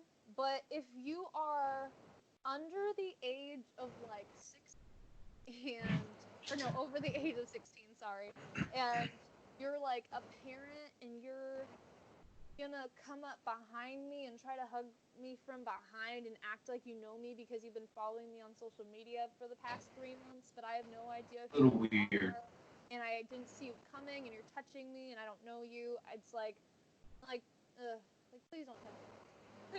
That's like my biggest thing, and like with this job that I chose for myself, like I Yep. love to hug people. I love to shake their hand, but I want it to be with, me knowing that that's what's going on. you know? Yeah, I don't want people to touch me because I'm a germaphobe, and I don't want because how many people have touched their butt in the last 30 minutes and are gonna right? Like, put out your screw hand. that. Yeah. Screw that. Ugh. And you know what, like what you said, another one for me is rules. Like ever since I was little, I would like for play dates, I would go to friends' houses and I'd go up to their mom and say, "Okay, what are the rules?" and and the mom would be like, Oh, I bet you're a terrible friend. "See, I feel like I'm a great friend, because I'm the friend who I will was just stop joking. I the don't want other. you to take that too I serious. I know. But I'm like, Okay. I'm that friend who will stop the other friend from doing something that we're not supposed to. Like, if I had a friend who was like, let's sneak out tonight and go, like, sit by let's go to the beach, like, at 2 a.m. tonight, I'd be like, no, we're not doing that. I'm not going to let you do that. Like, that's for sure unsafe, and we shouldn't go anywhere at 2 a.m. Like, I'm staying the night at your house. Let's chill. Like, I'm like the mom friend. That's like, maybe No, not. I was the same way. And to me, it wasn't, what if something happens to me during there? I was like, what if something happens to me to my parents? So, because if something's going to go down, Yeah. Yeah, I'm I'm going to gonna get like, grounded for sure. Out, yeah. yeah. Well, so funny to me though, because I have never in my life been grounded because Oh, I'm not like, I'm not gonna call myself the perfect child, because without a doubt I am 100% not a perfect, like, daughter, a perfect person in any way, shape, or form. But I've never been grounded because my parents just have never, like, needed to. Like, I think, like I've never had a curfew. The longest I've ever, like, stayed out was like I was hanging out with a friend at their house with a bunch more of our friends, and it was like we were playing, I think, like, Jenga, and the time went by and it was like 2 a.m. and I was like, I need to go home now because I don't want to, like, fall asleep driving because that's very unsafe. And so, right, right. yeah, so most of the time, like, all my friends are like, oh, I have curfew or whatever, and I'm just like, I don't have a curfew because I just go home when I get tired, which is usually around 6 p.m. So, yeah, I never needed to be grounded because I think that my parents just wouldn't know how to ground me because I entertain myself easily, which thank goodness my parents taught me how to do, because with, especially in this pandemic, I see a lot of people, like even you said, like, everyone's so bored, and I have not been bored at all during this entire thing, and I've found new things to do every single day, and I think part of that is just No, my yeah, parents yeah. being like, go take your little self and go find something to do, entertain yourself, and I always have found a way to do that. But yeah, it's so funny. I've never been grounded, never had a curfew. I get too tired too easily, so I just go home then. You're kind of like me. You're kind of close to your parents, moms specifically. So here's where I am in this pandemic. I find stuff to do. Like, I've cleaned more than I can ever clean in my life, just to get something to do. But it's like I could stay in my room. I could read a book. I could play a video game. But I could be in there watching a movie or helping mom out in a specific way, and I feel guilty in that sort if I'm just in my room all day, which my sister can lay in a goddamn bed all day and she doesn't care. But Yeah. do you ever feel that way Yeah, as well? absolutely. I think the other day, I was like, what was I doing? I was sitting in my room watching my new TV show that I'm watching right now is Lost, like the early 2000s show where they're on the island, yada yada. I've never watched Um, that either. oh, such a good show. It's on Hulu. If you ever have a chance, I'm you not should gonna watch start it. it. I'm not gonna start it. It's 10 Yeah, seasons. I'm not gonna start it. it's there's so many seasons. Yeah, I don't blame you. But I'm currently watching that. And a few days ago, I was just like laying in bed, like watching Lost, just scrolling on my phone, just like kind of relaxing, which I never do because I never have this much time on my hands. And my mom, I knew that she was sitting in the backyard because we have like a fire pit, and so she likes to go and cross stitch out in the backyard and let our dog run around. And I thought, like, I really should go sit with her. Like, she's probably just sitting there by herself, like, just with Doug. And so I went and I sat with her. And so I definitely feel like Or if I know that like my mom is like making dinner and I'm just like in my room on my phone, I'm like I'm gonna go be on my phone and give her some company because like she like has done so much for me and I love her with my whole heart and our relationship is so different than most like teenage girls and moms relationships because I did online school for all of high school, so we have spent a tremendous more amount of time together than a normal like mom and daughter do, and so we're just so used to being around each other, and so whenever she's like making dinner and I'm just in my room, like I think I'm just gonna go give her some company, cause or if she's like cleaning the house, I'll offer to help because she's done so much for me. The least I can do is take a Clorox wipe and clean off the counter for her. So yeah, I definitely feel that too. Last two questions here for you. If you're talking TV show, what's your favorite TV show of all time? Ooh, I have a tie of like three. It's like Okay, I think give me all three then. well, I was gonna say one of them being Grey's Anatomy, but I have Hard not pass. I haven't kept up with that because it's been drawn out too long. I like the first like probably like 8 seasons just because like the freshness of it. I really liked it and I love stuff like with doctor stuff. Um but yeah, like the recent Grey's Anatomy I've not been impressed with, so yeah, I don't really know about that. But Once Upon a Time, I really loved that show. I watched it when it first Hard aired. pass. You don't like that one? I'm not gonna watch it. Oh, I loved Hard it. I pass. have not kept up with it, but I do. I love that one because my all-time favorite show is Lost, and which you already said you're not Okay. gonna watch.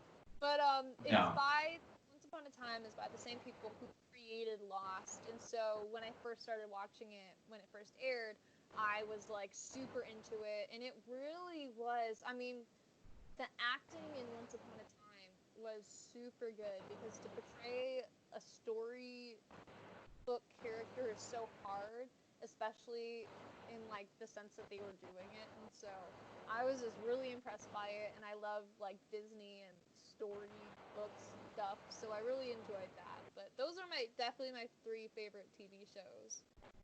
Lost being number one. My number one would be. I don't really have three because I watch so much, really, just back and forth. But my number one will always be The King of Queens. Oh, I've never Have you even ever seen seen that? that. I have With no Kevin idea what that is. James. You don't know. You don't know what that is. I don't watch a lot of TV. Like my three favorite TV shows are those three TV shows because they're like the only shows that I like go from one and then I watch like all those shows have so many seasons, and so like once I finish Lost, I'll probably watch Once Upon a Time up until like it ended, and then Yeah, I'll that probably go. that's how I am. Right. So it's like King of Queens, and then it's The Office, and then it's Oh like yeah, there's a show on the ranch on Netflix called The Ranch. you told It's me it's about it. newer. I love that show. So like it's one of those that I just put on at night and know I could go to sleep watching it because I've seen every episode 30 times. Because I'm two types of a person. I have to sleep with the TV on, and if it's an episode I haven't watched, I will stay up and watch it. So I have to put on like Friends or Two and a Half Men. Everybody Loves Raymond. Something that I've seen 30,000 Yeah. times where I know what's going to happen. So I'm not going to miss it.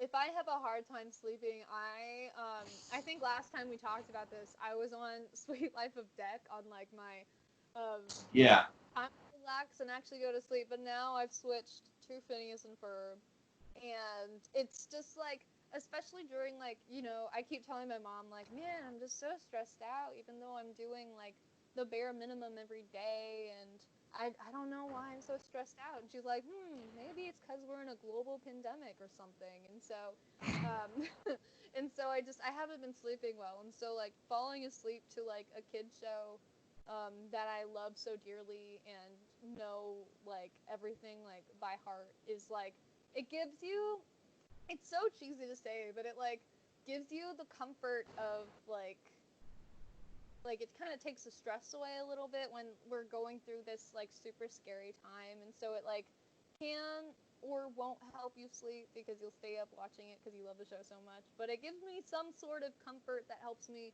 get to sleep a little bit easier at night. And you know what, you do what you got to do during this time.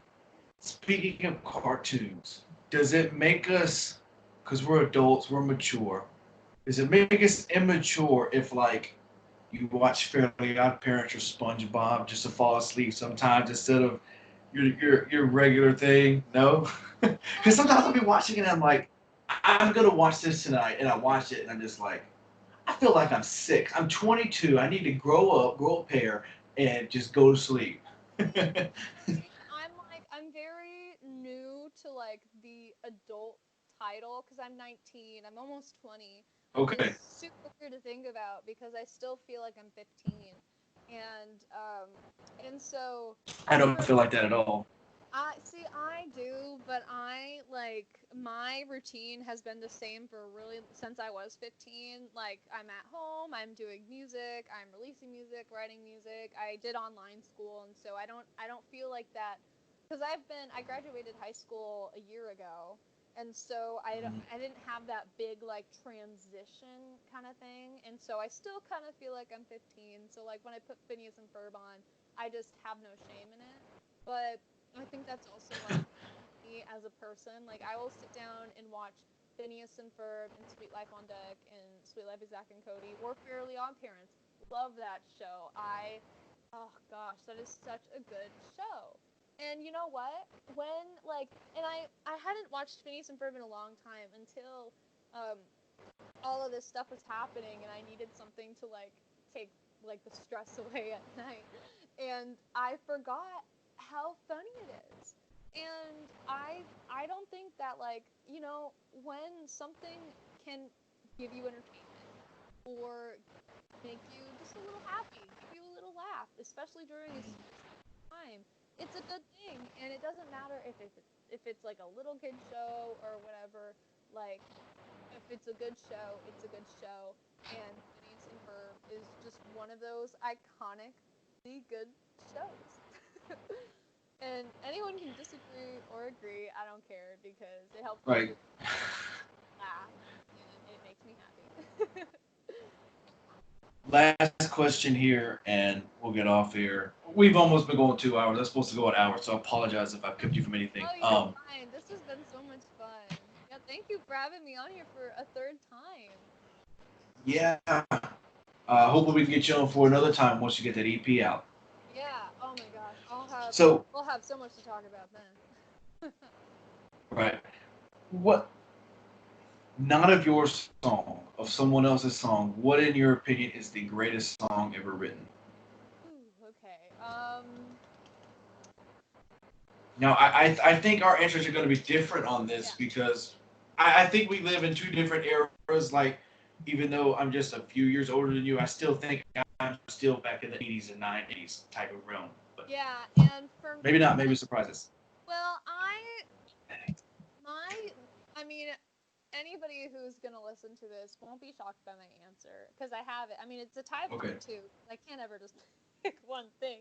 Well, Um, pick two. Go two. Let's go two. but Make it see, easier. it's for me, they're both Taylor Swift songs, and it's all too well. Totally different.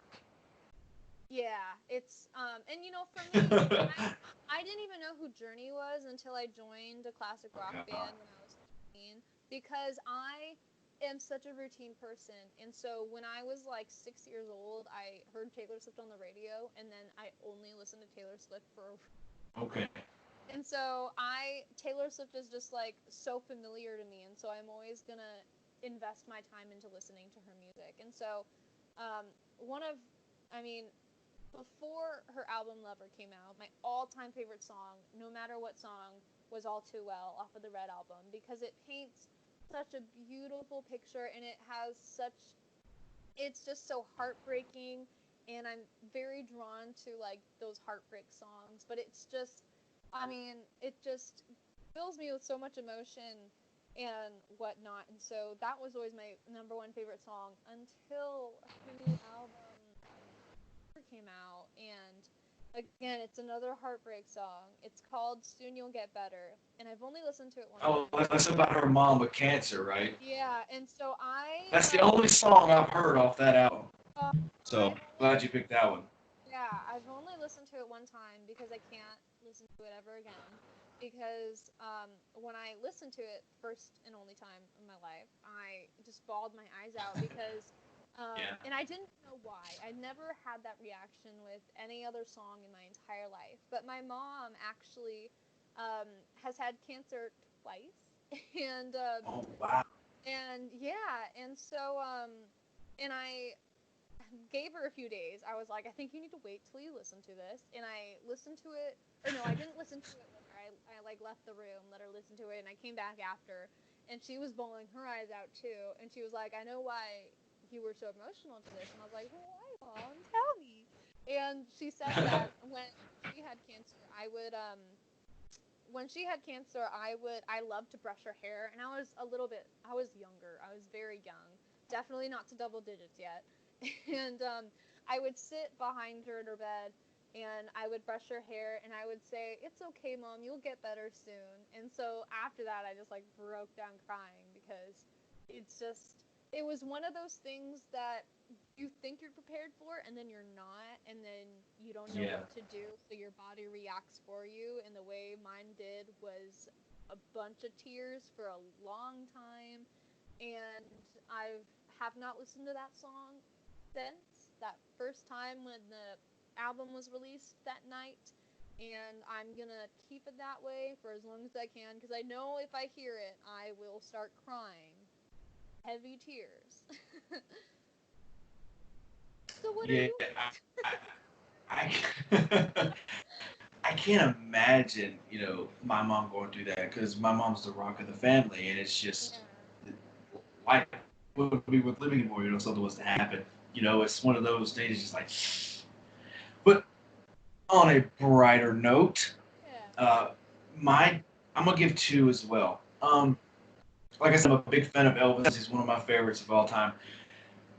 For some reason, I tear up every time I hear it, and it's "Can't Help Falling in Love." I don't know what it is. It's just one of those. It's just my favorite all-time Elvis song, and it's just, man, it gets the emotions going. Yeah, I mean, think about if you heard it like for the first time in your life without ever hearing it. Yeah, Just I feel like the simplicity of song can really convey such an amazing emotion, and that can really be effective. And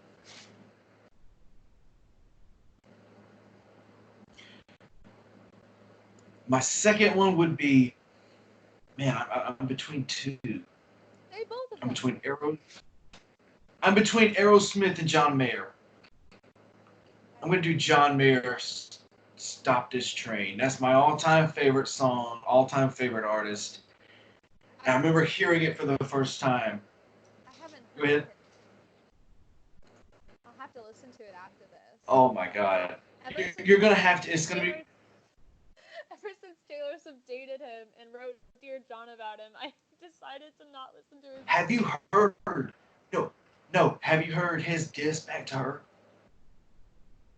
Um, I think I have once, but I don't know why I did that like way before I decided to be a musician, and I Okay. kind of regret it now. But you know what?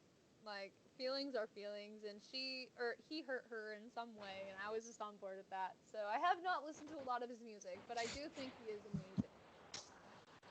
Because I know there's one song of his that I do like. It's like slow dancing, burning. Slow dancing in a burning room. Yeah, So, I yeah, like that's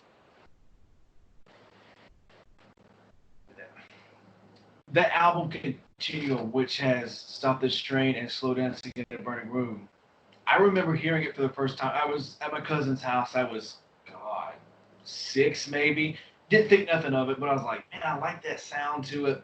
And then I heard him heard "Your Body Is a Wonderland" on the radio. I was like, oh, I remember this guy. I like it. I was driving in my Ford Taurus to high school, and I remember I bought the CD at Walmart, and I remember listening to it and just having the feels. It's one of those albums that he finally spoke to me. Finally, an artist was feeling exactly what I felt. And "Stop This Train" is kind of, you should listen to it. It's I will. I've been it, really trying to, and I've been like, oh, I just don't have enough time. Now I do. I promise you will look at John Mayer differently because this is before the Taylor Swift thing happened. This was Yeah. like '06 maybe, and Nope. the song is about. And I'm still like, I It don't know. doesn't matter. But real quick, the song is about a guy that's getting older and he's scared.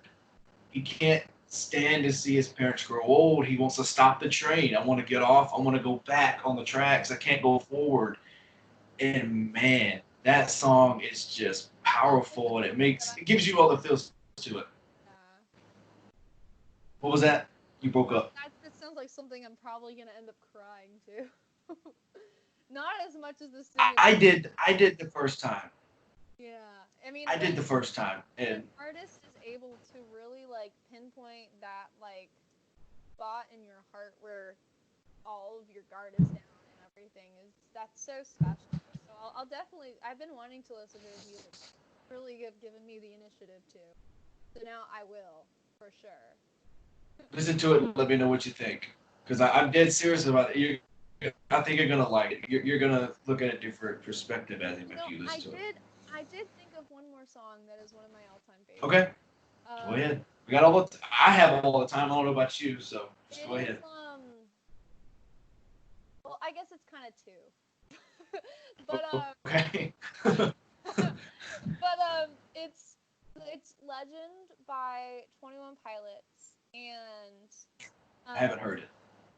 it's their album Trench is their latest one. It came out in 2018 and their song Legend is about the singer's because he writes all the songs. It's about his grandpa. I believe he had been diagnosed with dementia and that or Alzheimer's, and he was just writing about how he was afraid to visit him because he didn't know how he would feel about it, and um, talking about how he was like writing this record when it all happened, and he wanted to like write it all in time for him to listen to it, but sadly he passed away before he could, and just me also being an artist, like thinking about like not being able to share like one of my life projects with my grandparents like really hit me Oh yeah. hard. And it was, I mean, 21 Pilots is one of those artists that I just absolutely love so much. But it's that one and Before you give the other one, I'm going to go back to me and then go back to you. go. My favorite Aerosmith's my favorite band of all time. I mean, right behind that's Kiss and then Poison. But my favorite album from Aerosmith is album Permanent Vacation. The reason is because that is the first album that they have all made sober, and the time that all the original band members were there. No, but you're laughing, but I'm serious because it I know what you showed mean. that it showed that they can make the same type of music they used without being under the influence. Yeah. And It doesn't matter. they They're just released an making it. album, right? There you go. They released the album, and then they have a song called Angel. And to me, it's just like it's a love song, but a sappy type of love song. Like it's not lovey-dovey stuff. It's just you're my angel. Now this is why. And it's one of those. It's just like it's not too slow. It's perfect tempo. To me, it's the greatest Aerosmith song of all time, which is underrated because they do not play it in concert, and I Yeah. would be really Those are the upset. the best songs are the ones that only the diehard fans know and love.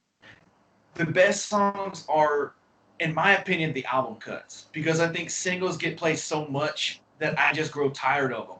Yeah. So what's that That's other good. one for you? Um, Ow. yeah, I mean, there's the other one is it's called Smithereens, and it's also on their album Trench, and it's for his wife, Oh, and this is it's still 21 Pilots. yeah, yeah. Oh, I, okay, I okay, I okay. have like, I'm routine. There's only so many diehard artists that I'm like absolutely love with all Me, my heart. me too. Yeah, but it's called Smithereens, and he wrote it for his wife, and it's one of those songs that make you just like feel the love that they feel too, and it's like he's like just describing their love and him and what he would do for her, and it's just one of those like love songs that um it feels unexpected but also feels like just so real compared to something that's like I love you and you're cool, I like that you love me too, and you look pretty in that dress or whatever. And it feels so real, and it's just so well written. And I mean, my it would be so amazing if just Tyler Joseph and Taylor Swift could collaborate on a song and co-write something. I mean, that would just make the most amazing song in the world.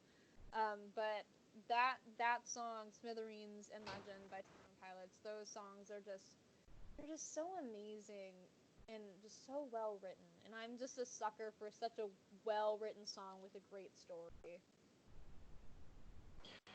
Me too. It's have you? How well are you into country music? Before I give you, Um, it's like a hit or miss with me. okay. Are you familiar with Luke Bryan? Yes, little bit, little bit. I'm gonna give you another song to listen to, and this I think it's gonna meet your standard as it's one of those songs that really hits you, and it's called "The Car in Front of Me." I can't give anything away. It's mysterious. The car in front of me. What's that about? I just me, my mom, and my sister. We were riding in the car not 2 days ago, 3 days ago, and the song came on the radio. I played it on my came on my playlist, and we were all three crying the time we got to Walmart. It was just like it's one of those. It was well written. It took you for a loop. You didn't know what was happening. So that's one of those as well. Ow. Oh, yeah, I mean, I'll definitely go listen to that too. I mean, songs that really hit you hard is songs I like to listen to because I want to write songs like that. Absolutely. Well, Abigail, do you have anything else you want to talk about? Throw my way. Um, I mean, I have a new single coming out soon. Should I give out the Okay. date? Yeah, sure. Go I ahead. I Give the submitted title. it. You haven't given the title or anything. Yeah, So I submitted it today. It's gonna be out on May 8th, and it's called Ruby, okay. and it is about my little sister. I'm writing this down as we talk, so I'm not being rude. Awesome. Yeah. But yeah, I wrote it about a year ago. I wrote it when I first visited Neilson, and I felt super inspired, and I played right around with this sister duo, and it just got me thinking, why haven't I written a song about my little sister? And so then that was the other song that we had extra time in the studio alongside with Space, and we got that recorded too. And I have just been dying to release it, and so I thought I would do it now. So May 8th is when Ruby's gonna come out. Do me a favor. Send me over uh, before or after it comes out. Doesn't matter. Send me an MP3 clip, and I will insert it in here. Absolutely, yeah. I'll play it for it. Well, Yeah. well, Abigail, we've been going 2 hours, so I don't know what else to talk about. If you bring something else, we can talk all night if you want. But I'm out of ideas. Yeah, I It know. shows how I think we might have professional I am. to. I think we might have to come back once I can talk about this EP that's gonna come out this summer. Let's I'm do it. sure. I'm Just sure give we me can it. talk a whole lot about that because there's gonna be 5 songs on that EP, and it's a whole lot of stuff. We know a lot about music, which is very interesting because it's different eras of music that we like. And I think that's very interesting. We can compare and contrast on that. So yeah, we'll definitely get you back on. Just give me a date when the EP is coming out or when it's projected to come out, and we'll get you on right for right after. Absolutely, let's do it. All right, Abigail, appreciate it. Thank you very much. Thank you too, man. It's been so awesome. So much fun.